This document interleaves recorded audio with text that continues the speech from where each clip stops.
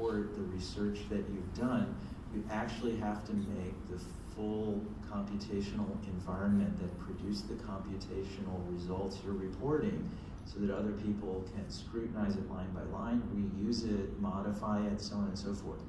In these few lines, I'm summarizing, the work of thousands of people. Each one of these lines is talking about, work by many, many more people than are present in this room. But it's all coming together simultaneously at the moment. I consider these to be emergent phenomena that we have to take notice of.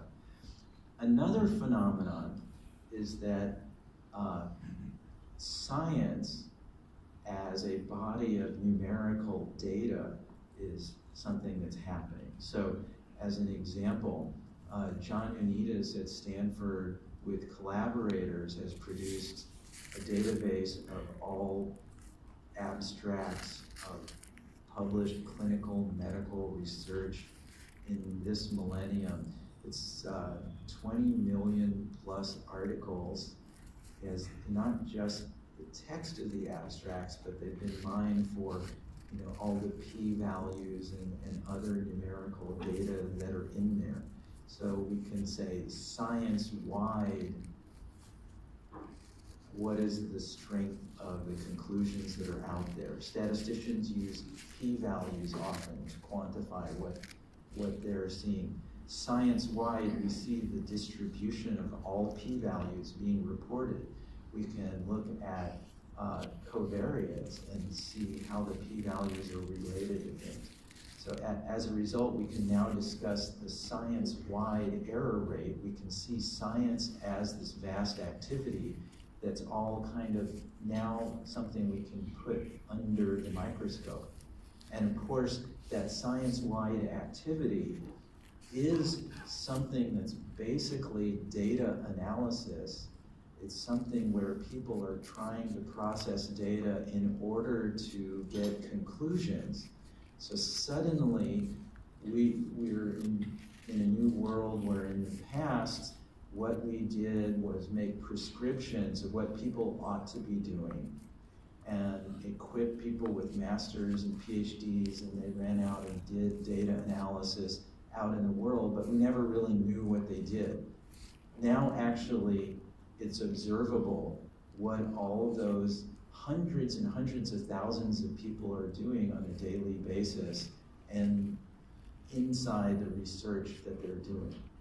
And so in the same way that many other things have become radically transparent over time, including the inner deliberations of political campaigns, as we see recently, we now see that we've got a great deal of transparency of what's really going on in science.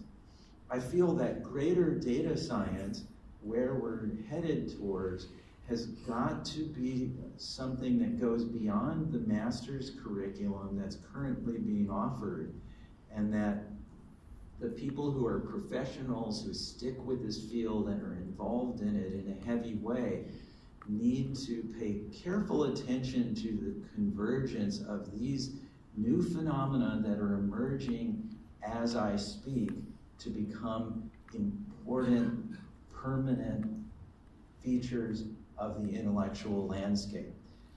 If greater data science incorporates all of these things in a fully conscious way, it will be extremely impactful and intellectually significant discipline.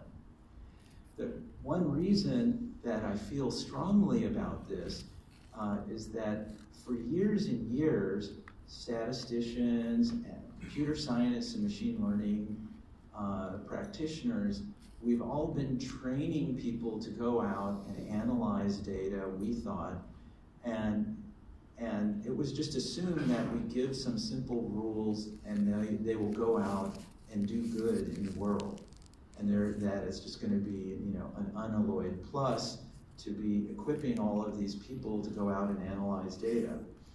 The problem with understanding now the science-wide error rates and with being able to look at data sets that people have been analyzing and so on and so forth is we understand that the entire scientific edifice is facing a crisis of validity.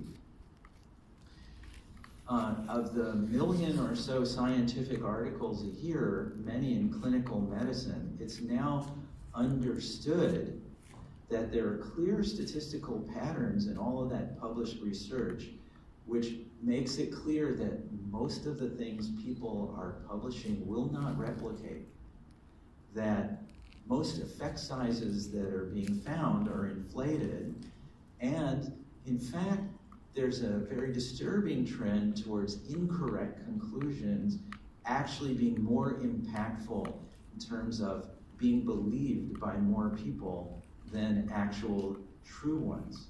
So there's areas in which science is systemically failing, and this can happen to the science in a whole discipline, the science in a whole country.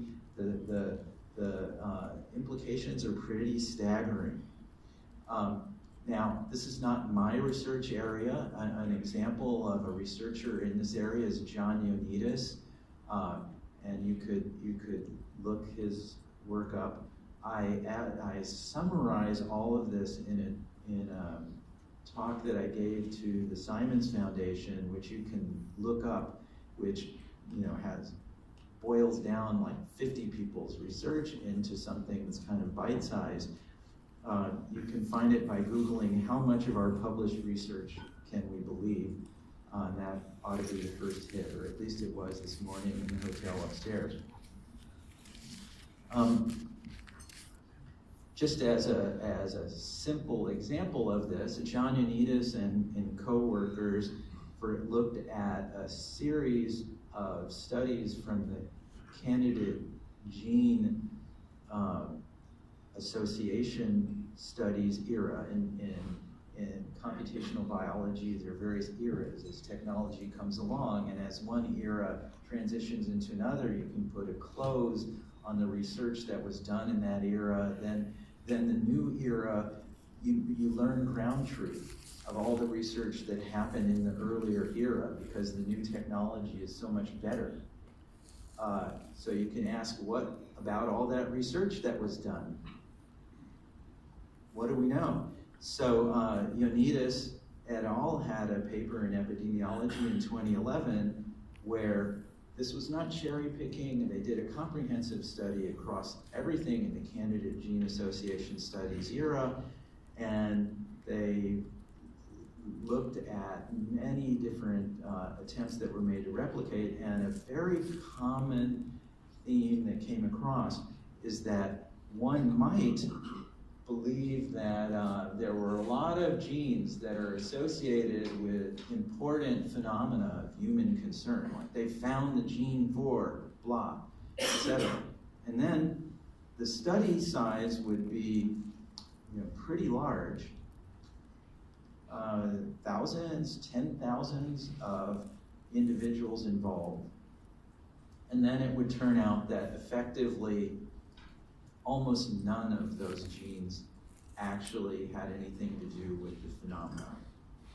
Like really just a handful out of hundreds and hundreds of identified candidates. Almost as if the ones that did work in replication, it was just dumb luck. Like you wouldn't expect anything to ever replicate, but a few did somehow by just, crazy, circumstance. Another piece of background, and it's relevant here, there's a lot of, on the program, there's a lot of work on developing methodologies and proposing data processing techniques, data analysis techniques, and some, manifold learning variations, or, some new kind of complex machine learning algorithms. If you do a really careful study where, all the elements of transparent science have come together so you can understand ground truth, you can understand how all the research came together, you might be surprised to see that the fancier and fancier the proposals and algorithms get, the weaker and weaker is the evidence that they accomplish something. So there's a paper by David Hand, who incidentally is a big proponent of data science. He's a British academic. The paper you can see here, Classifier Technology and the Illusion of Progress, points out that you can go through all the fancy methods that have been proposed for making good classifiers, kernel methods, boosting trees, random forests, various kinds of neural nets, and so on and so forth. And it will turn out that actually very, very simple things do almost indistinguishably as well when someone who's standing outside the research is doing the evaluation. When the researcher who's proposing a method is doing the evaluation, somehow miraculously their method always does well. Something that's really of concern, I like this paper by Giovanni Parmigiani and students. Giovanni is a professor at Harvard School of Public Health. R.A. Fisher invented linear discriminant analysis, and under some assumptions, it's really the right thing to do, et cetera, and sort of brought in the idea of we can use advanced thinking, like in those days, linear algebra, 1930s, kind of advanced. We can use advanced thinking to understand how to classify. So then, since then, there's so many fascinating classifiers, so on and so forth.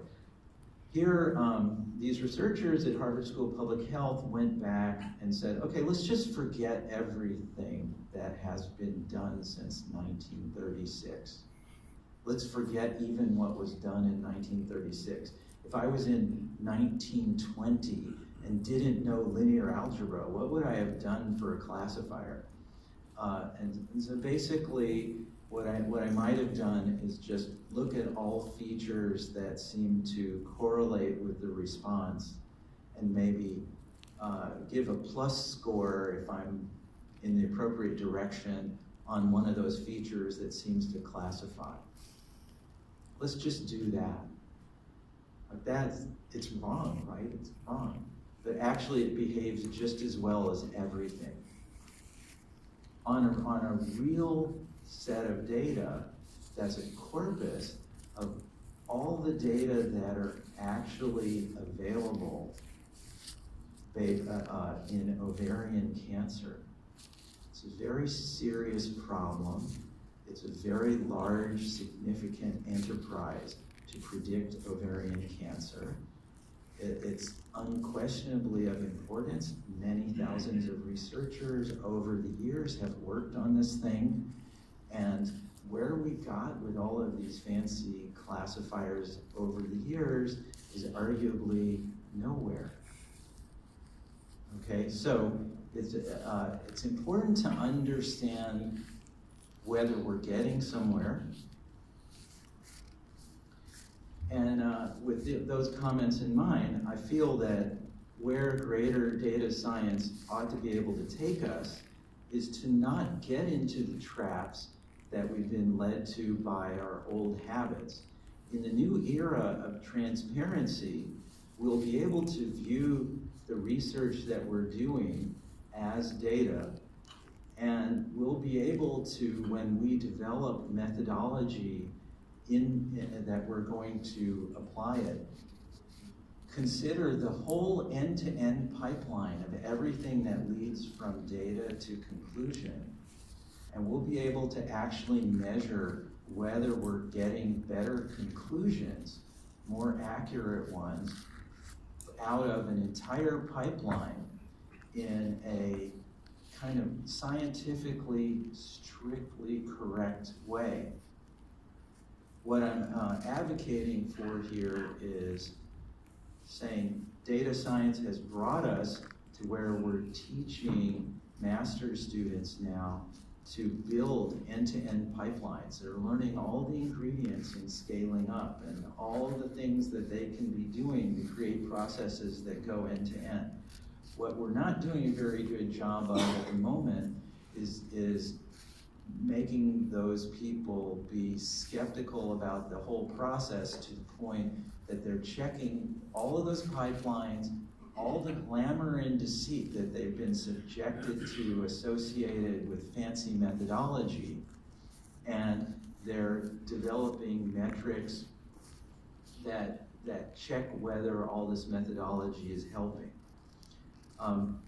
And you can see a full discussion in the paper that I said that this talk is based on by Googling 50 years of data science, and the last 15 pages is developing this theme at length. How am I doing for time right now? About 10 minutes. You have 10 minutes. Okay, so the room is very quiet. Like, I actually think this is a good thing, right? In other words,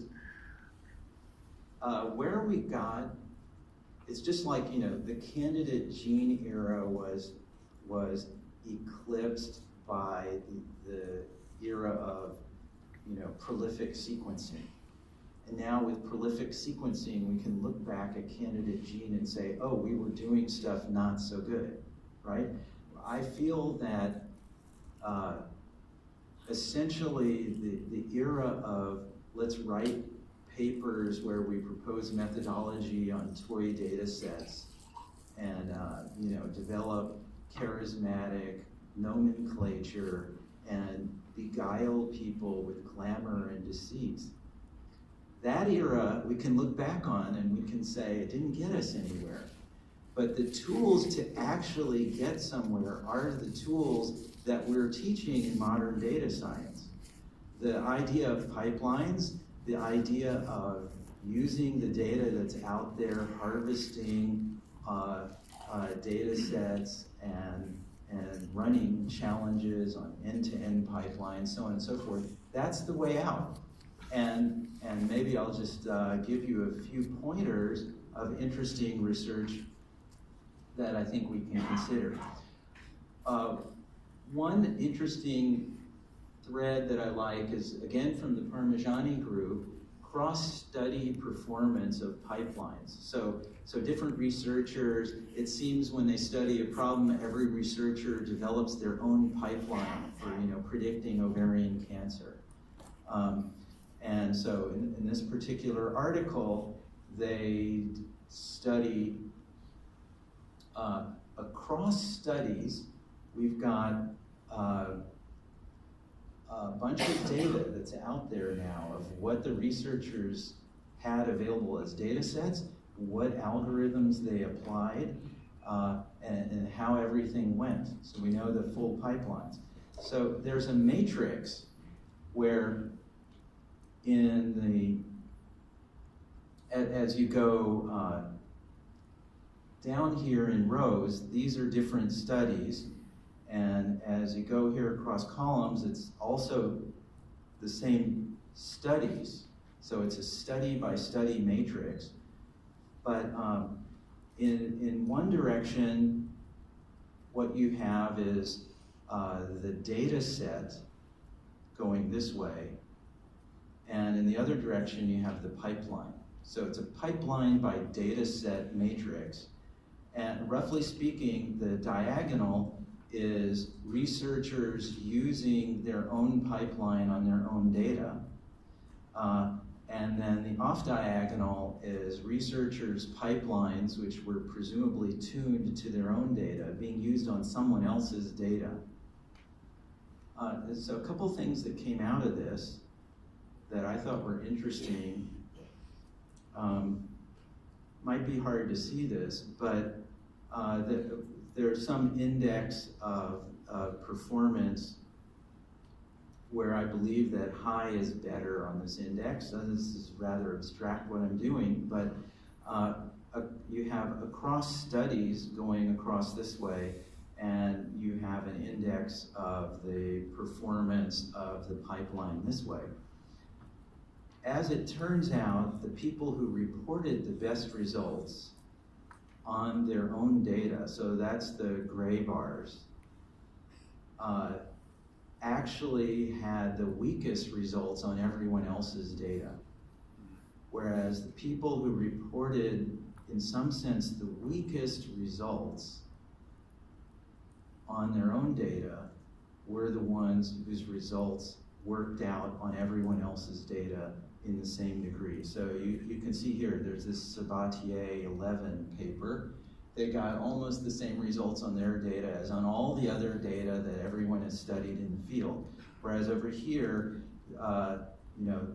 this unfortunate researcher got great results, very charismatic on their data, but on the rest of the data, they didn't get such good results, and in fact,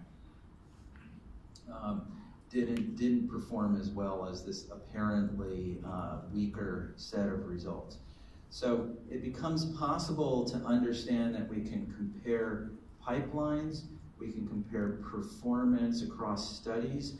This was all enabled by the transparency of the data's available, the algorithms are available, we can run all combinations, and we can see what difference it makes.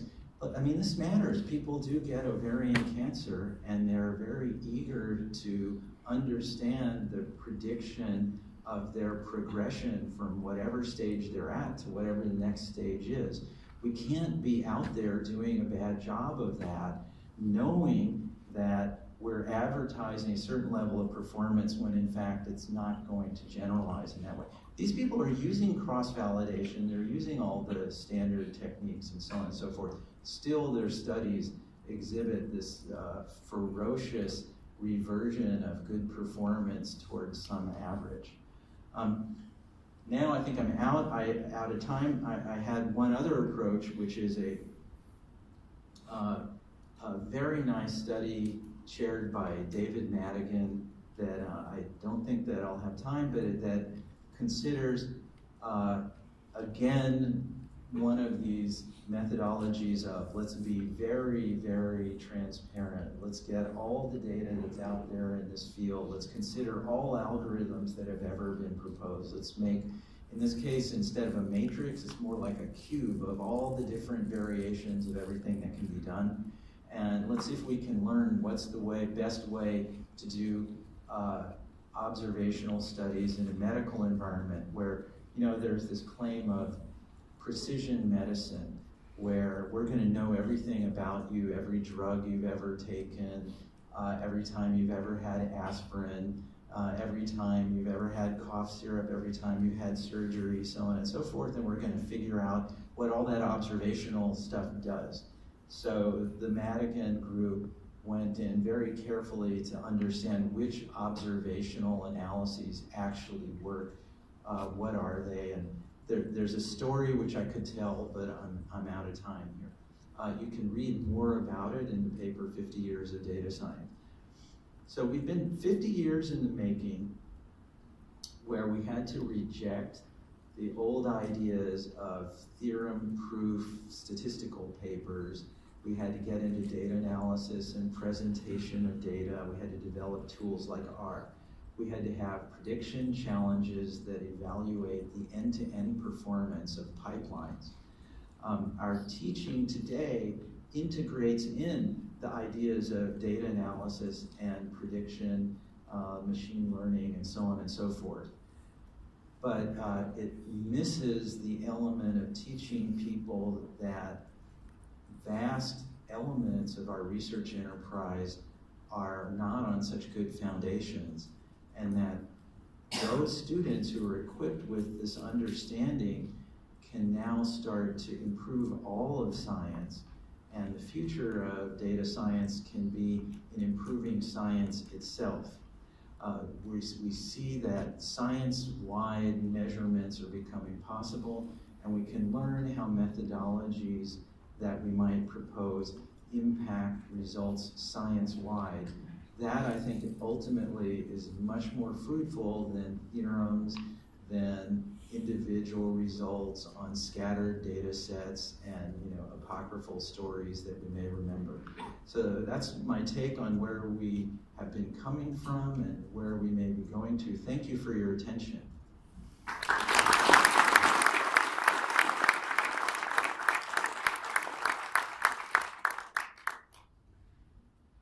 We do have time for a few questions. We have a microphone. Won't function.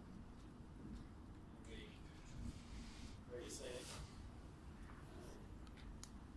David's good at answering questions.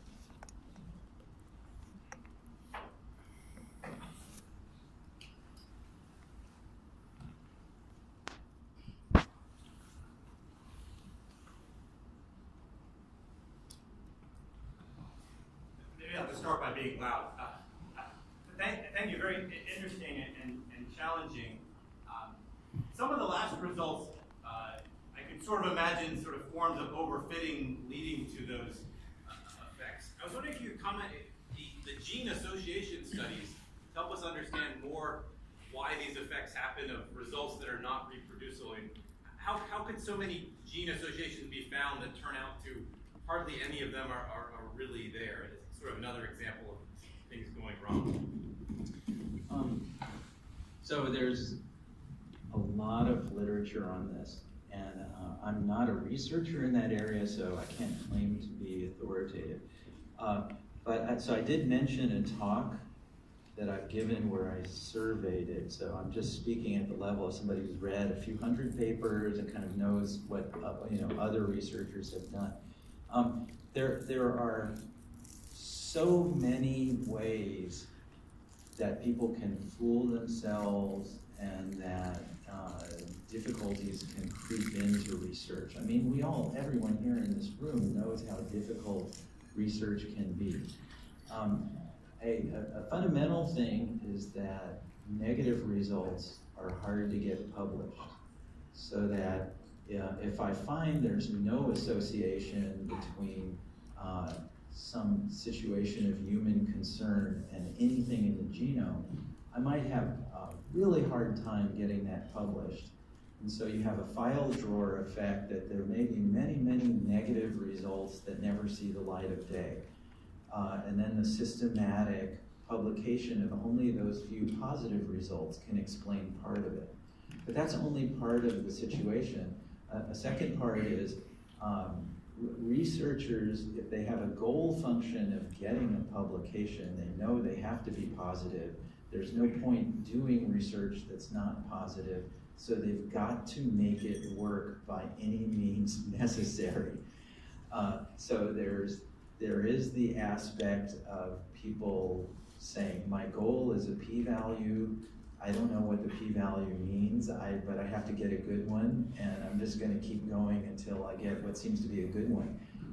In so doing, they violate a lot of good statistical advice about multiple comparisons, where if you do many, many things, you have to deflate your p-value judgments by taking into account all the stuff that you did but are not reporting.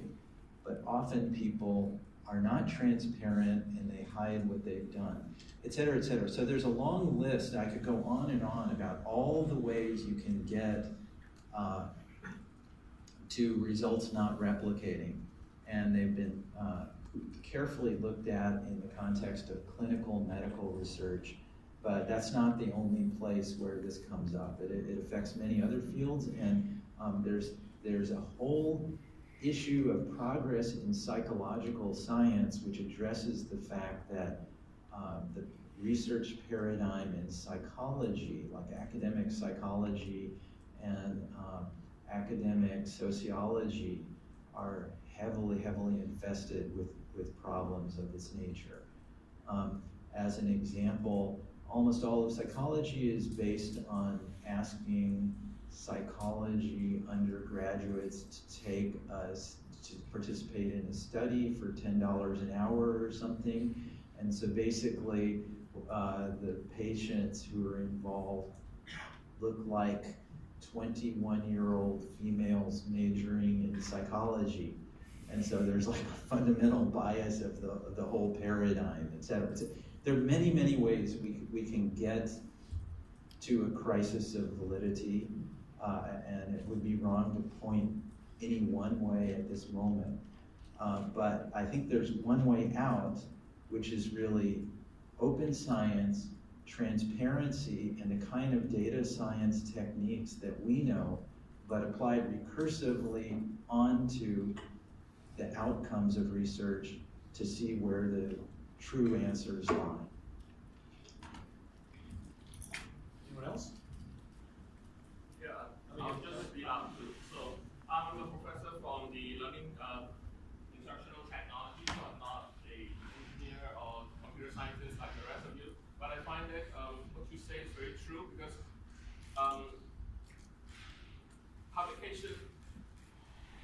publication is a problem, and as most of us know, so the fancier the method, the more likely that the journal will publish it. But the thing is, coming from an outside field, I have a data problem in game related, but I find that easier method can solve the problem too. But when I approach, say, a collaborator from computer science, they tend to think too complicated, really, really fancy method that probably no one else outside computer understands. So it's, the collaboration become hard, difficult. So we have to come up with our own simple solution. But I think the fact that we are here presenting the paper and hearing the latest from the rest of you, I find that we can